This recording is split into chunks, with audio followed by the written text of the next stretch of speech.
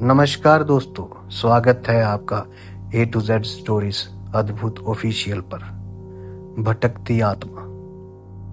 जब आप सरवरिया क्षेत्र में पूर्व की ओर बढ़ेंगे तो नदी के खलार में आपको एक बबन वली नाम का गांव मिलेगा। इस गांव में 7 टोले हैं। इन्हीं टोलों में से एक टोला है बबन टोला। बबन टोला को आस पास के टोले वाले बबनोती भी कहकर पुकारते हैं, क्योंकि इस टोले पर बसे 24-25 घरों में से 18-20 घर ब्राह्मणों के ही हैं। इस टोले में लगभग 200 मीटर की दूरी पर गंडक बहती है। गांव में कई सारे देवी देवताओं के थान हैं। इन थानों में मुख्य रूप पर डेह बाबा, बरम बाबा, काली माई, भवानी माई के थान हैं और साथ ही गांव के बाहर नदी के पास एक टीले पर बना छोटा सा महाकाल शिवजी महाराज का मंदिर है।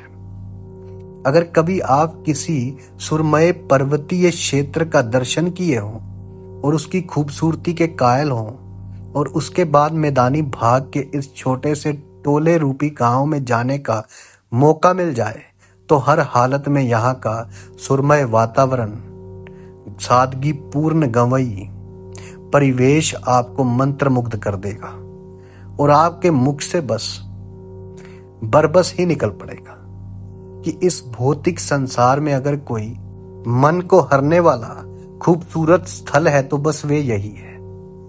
एक बार की बात है कि एक विदेशी पर्यटक दल घूमते घूमते इस गांव के आसपास आ पहुंचा। उस दल को ये ग्रामीण परिवेश, प्राकृतिक सौंदर्य इतना पसंद आया कि वे लोग महीनों तक यहीं रह गए। गांव वालों ने उनकी बड़ी सेवा की।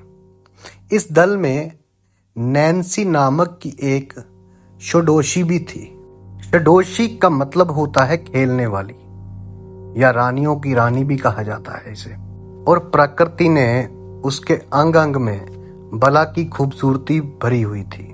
उसे जो भी देखता बस देखता ही रह जाता। नैन्सी बहुत ही शर्मीले स्वभाव की भी थी और यहाँ तक कि अपने पर्यटक दल के सदस्यों के साथ भी बातें करते समय आंखें नीचे रखती थी। नैन्सी की खूबसूरती में उसके दैनिक कार्य 4 चांद लगा देते थे। वो प्रतिदिन समय से जगने के बाद नहा धोकर मंदिर भी जाती थी और गांव के कुछ किशोरों, बच्चों, महिलाओं को मंदिर के प्रांगण में इकट्ठा करके योग आदि के साथ ही अंग्रेजी बोलना भी सिखाती थी। दरअसल नैन्सी को भारतीय संस्कृति से गहरा लगाव था और वे जर्मनी के किसी विश्वविद्यालय से संस्कृत की पढ़ाई भी करके आई थी। नैन्सी को कई सारी भाषाओं पर एक अधिकार था। वो जानती थी सब भाषाओं को, फराटेदार हिंदी बोलती थी। कभी कभी नैन्सी गांव की महिलाओं को एकत्र कर उन्हें बहुत प्रकार की कलाओं में पारंगत करने की कोशिश करती थी। एजुकेशन देती थी बहुत सारी कलाओं के बारे में। इन महीनों में गांव वालों की चहेती बन गई थी नैन्सी। उसके अपनापन ने पूरे गांव वालों को अपना बना लिया था। रमेशर काका तो गांव वालों के सामने उसकी भूरी भूरी प्रशंसा करते थे, बड़ी बड़ी प्रशंसा करते थे। सीना तान कर कहते थे कि अगर नैन्सी के माता पिता हाँ कर दे तो वे अपने बेटे अखिल का ब्याह नैन्सी से करना पसंद करेंगे, भले ही इसके लिए उनका अपना समाज साथ ना दे। गांव में आने के बाद अगर नैन्सी ने सबसे अधिक समय किसी के साथ बिताया था तो वे था अखिल। नैन्सी कभी कभी अखिल के साथ खेतों के तरफ भी निकल जाया करती थी और उसके साथ मेड़ पर बैठकर गन्ना खाती, बहुत सारी बातें बताती और हिरनी की तरह कुलांछे भरती गांव में आया जाया करती थी। कभी कभी जब अखिल गायें बैलों को नहलाने के लिए नदी पर जाता तो नैन्सी भी उसके साथ जाती और मवेशियों को नहलाने में उसकी मदद करती। पुआल का लूड़ा बनाकर गायें बैलों के शरीर पर मलती, गायों बछड़ों को दुलारती और किसी गांव को पकड़कर अपने साथ ले आती और आते आते कुछ अंग्रेजी गीत गुनगुनाती और फिर अखिल के साथ लौट आती। कभी कभी किसी बात को लेकर नैन्सी और अखिल लड़ भी देते, पर यह तकरार बहुत अधिक देर तक उन्हें एक दूसरे से दूर नहीं रख पाती। कहीं ना कहीं अखिल और नैन्सी के दिल में किसी कोने में प्रेम अंगड़ाइयां लेने लगा था। प्रेम की लो जलने लगी थी, पर वे दोनों अनजान थे इससे। विधि का विधान लिखित कहें या प्रकृति का कोई खेल कहें। लगभग 2-3 महीने के बाद जब वे विदेशी पर्यटक दल उस गांव से विदा लेने लगा तो नैन्सी ने अपने आप को गांव वालों के दिल के इतना करीब पाया कि वे गांव वालों की जिद के आगे नतमस्तक हो गई और अपने साथियों के साथ ना जाकर कुछ दिन और गांव वालों के साथ रहने का मन बना लिया उसने। नैन्सी जैसे ही उस गांव में कुछ दिन और रुकने की बात उसने कही, सभी ग्रामवासी खुश हो गए, मन ही मन में उसकी जय जयकार करने लगे। रमेशर काका तो इतने प्रसन्न थे कि उनके आंखों के आंसू बहने लगे। अभी लोग कुछ समझ ही पाते कि रमेशर काका दौड़कर नैन्सी को बाहों में भर लिए और अपनी बेटी की विदाई करने वाले बाबुल की तरह अरे मेरी बेटी कहकर रोने लगे। नैन्सी भी अपने आप को रोक ना सकी और उनसे लिपट कर आंसू बहाने लगी। नैन्सी ने रमेशर काका के घर के सभी कामों में हाथ बंटाने के साथ साथ ही गांव वालों को पढ़ाना भी जारी रखा। धीरे धीरे 10-11 महीने बीत गए और अब नैन्सी पूरी तरह से एक गांव की ग्रामीण किशोरी के रूप में परिणित हो चुकी थी।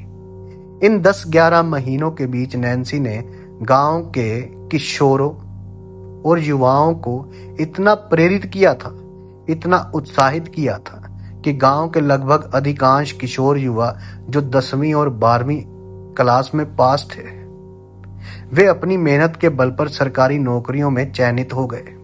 रमेशर काका का बेटा अखिल भी एनडीए की परीक्षा उत्तीर्ण कर प्रशिक्षण के लिए पुणे आ गया। अब गांव की तस्वीर एकदम से बदल गई थी।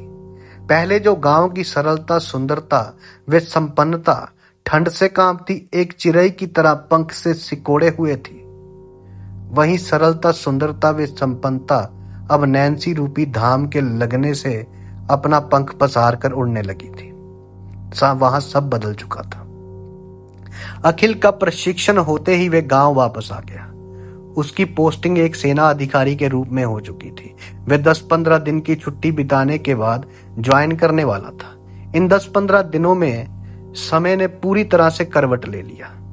नैन्सी ने यह बताते ही कि वे अनाथ है, उसका इस दुनिया में कोई नहीं है, रमेशर काका ने स्नेहिल हृदय से उसके सर पर हाथ रखा और अपने अखिल से कहा कि बेटा, मेरी एक ही इच्छा है कि नैन्सी को तू अपना ले। अखिल ने रमेशर काका के हाँ में हाँ मिलाई, पर कहा कि बाबूजी, ज्वाइन करने के बाद मैं पहली छुट्टी में गांव आते ही नैन्सी से ब्याह रचा लूंगा। कहते हैं कि आदमी एक खिलौना है उस शक्ति का जो अपने मनोरंजन के लिए अपने हिसाब से आदमी के साथ खेलती है। इस खेल में आदमी का बस नहीं चलता, उसे तो बस एक कठपुतली की तरह उस शक्ति के इशारों पर नाचना पड़ता है। वे शक्ति जिसके अदृश्य होकर भी दृश्य होने का भान है। वे कभी कभी कुछ ऐसे खेल कर जाती है कि खिलौना टूटकर बिखर जाता है या उसकी दृश्यता अदृश्यता में परिणित हो जाती है।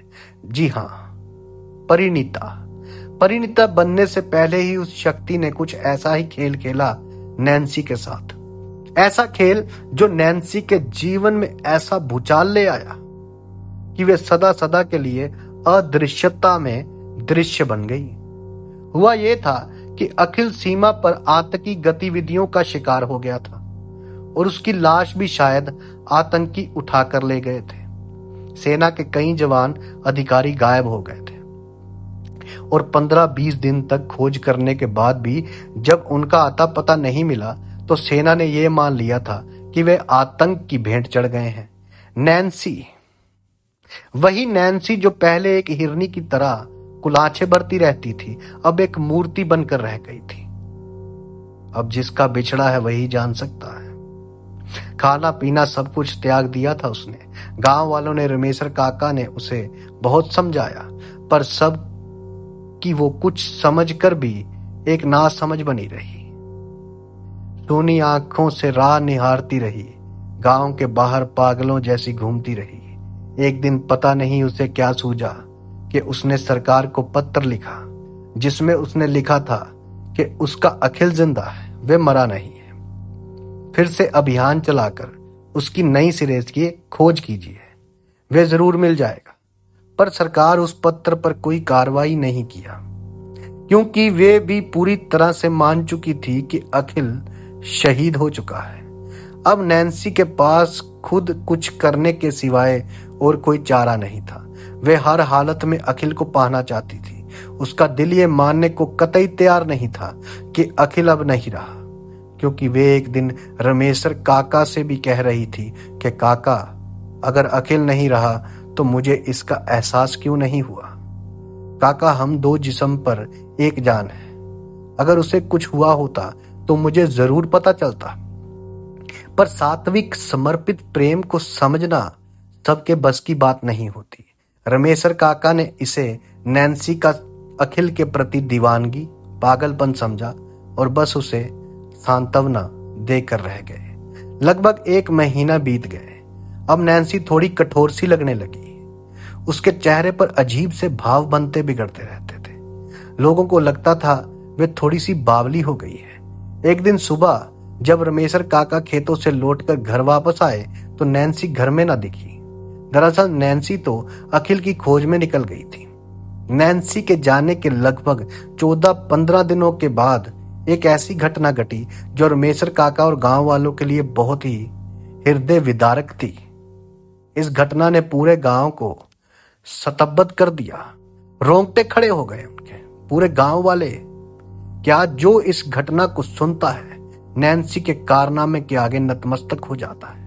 दरअसल नैन्सी एक सैनिक के भेष में भारतीय सैनिकों की आंख से बचते हुए वहां पहुंच गई थी जहां से अखिल गायब हुआ था। उस जगह पर पहुंचकर नैन्सी ने गोली चलाते हुए दुश्मन सेना के खेमे में भूचाल ही नहीं लाया था, बल्कि कितनों को मार गिराया था। और भारतीय सेना कुछ समझ पाती इससे पहले ही दुश्मन सेना की एक गोली ने उसको मार गिराया। फिर सेना के जवानों ने नैन्सी के शव को अपने कब्जे में लेकर कुछ कागजी कार्रवाई करने के बाद उसे ससमान रमेशर काका को सौंप दिया। नैन्सी के चले जाने से केवल रमेशर काका का ही घर काटने को नहीं दौड़ता था, बल्कि पूरे गांव में शोक की लहर थी। यहां तक कि वे गांव सात्विक मनोरम परिवेश अब आग उगलने लगा था। जो पहले जन्नत जैसा था, जो पहले स्वर्ग जैसा था। पर समय अच्छे अच्छे घावों को भर देता है। काफी समय बीत जाने के बाद गांव फिर से अपने पुराने डर्रे पर लौटने लगा था। लोग बीती बातों को याद कर अपनी आंखें तो गीली कर लेते थे, पर उसे एक बुरा स्वप्न मानकर भूल जाना चाहते थे। एक दिन सुबह सुबह रमेशर काका खेतों से लौटकर आए तो क्या देखते हैं कि घर में किसी के पायल की आवाज सुनाई दे रही है। उन्हें बहुत ही कौतूहल हुआ, पर जब वे घर में घुसे तो चूल्हा जलता देख उनके सर की लकीरों के साथ ही पसीना भी उभर आया। जो कुछ भी हो रहा था वे अजीब था और रमेशर काका कुछ समझ नहीं पा रहे थे। तभी उन्हें एक आवाज ने विस्मित कर दिया। जी हां, एक महिला की आवाज ने। वे सुमधुर आवाज किसी और की नहीं बल्कि नैन्सी की ही थी। वे आहिस्ते से बोल रही थी, बाबूजी डरिए नहीं, मैं नैन्सी, मैं वापस लौट आई हूं और बहुत ही जल्द अखिल को भी वापस लाऊंगी। रमेशर काका के पैर पीछे की ओर मुड़ गए। वे तेजी से घर से बाहर निकले और घर से बाहर निकले ही चिल्लाने लगे। उनकी चिल्लाहट सुनकर गांव के काफी लोग एकत्र हो गए। फिर उन्होंने लोगों ने पूछने पर उंगली से घर की ओर इशारा करते हुए कंपकपाई आवाज में कहा कि वे लौट आई है। गांव के कुछ लोगों ने हिम्मत करके घर में प्रवेश किया कि आखिर कौन लौट आई है। ऐसा क्या हुआ कि रमेशर काका एकदम से सहम गए हैं। जब गांव वालों ने घर के अंदर प्रवेश किया तो उन्हें भी किसी के पायल की आवाज सुनाई देने लगी और उसी के साथ ही बहुत कुछ ऐसा दिखा, महसूस हुआ जिससे उन्हें भी नैन्सी के लौट आने पर भरोसा हो गया। पर फिर भी वे ये मानने को तैयार नहीं थे, क्योंकि नैन्सी तो मर चुकी थी। वे कैसे आ सकती है, आप ही बताइए। अजीब स्थिति थी। फिर कुछ लोगों ने हिम्मत करके नैन्सी को आवाज लगाई, पर अब तो पायल की आवाज भी गायब हो गई थी। फिर क्या था, कुछ लोगों ने रमेशर काका का पूरा घर छान मारा, पर उसे नैन्सी कहीं नहीं मिली। अब तो गांव वाले पूरी तरह से डर गए थे। तो क्या नैन्सी की आत्मा थी वो? खैर, उस दिन गांव वालों ने दोपहर में मंदिर पर एकत्र होकर इस पर चर्चा करनी शुरू कर दी। आखिर अगर नैन्सी की आत्मा वापस आ गई है तो अब क्या करना चाहिए? कहीं ऐसा ना हो कि वे हम गांव वालों को परेशान करें। गांव के बड़े बुजुर्ग अभी यही सोच रहे थे कि तभी एक हल्की सी आंधी उठी। कोई कुछ समझ पाता, इससे पहले ही मंदिर का बड़ा घंटा अपने आप बजने लगा। सब लोग सहम कर बैठ गए। किसी को कुछ भी समझ में नहीं आ रहा था। तभी घंटे की आवाज धीमी होने लगी और एक अदृश्य महिला की आवाज गूंजने लगी। हाँ, मैं नैन्सी हूं, नैन्सी। मैं वापस लौट आई हूं, और जब तक अखिल को लाकर रमेश काका को सौंप नहीं देती, मैं यहां से नहीं जाऊंगी। पर हाँ, मैं ये भी वादा करती हूँ कि मेरे कारण इस गांव के किसी का भी कोई बुरा नहीं होगा। मैं बहू हूँ इस गांव की और सदा अपने संबंध को निभाती रहूंगी। ये आवाज होते ही गांव वालों के पास अब कुछ कहने या सोचने के लिए बचा ही ना था। उन्हें अदृश्यता में दृश्यता का भान हो चुका था। सभी लोग अपने अपने घरों को जा चुके थे। दूसरे दिन से प्रतिदिन सुबह सुबह एक अदृश्य आत्मा गांव में घूम घूम कर लोगों को सजग करती नजर आने लगी। उसके होने का एहसास तो सबको हो रहा था, पर उसकी अदृश्यता एक अबूझ पहेली बनी हुई थी। और कहते हैं कि नैन्सी की आत्मा आज भी अखिल की याद में, अखिल के इंतजार में भटकती है। तो आपको ये आत्मा का प्रेम कैसा लगा? आप सबका धन्यवाद। जल्दी मिलते हैं एक नई वीडियो के साथ।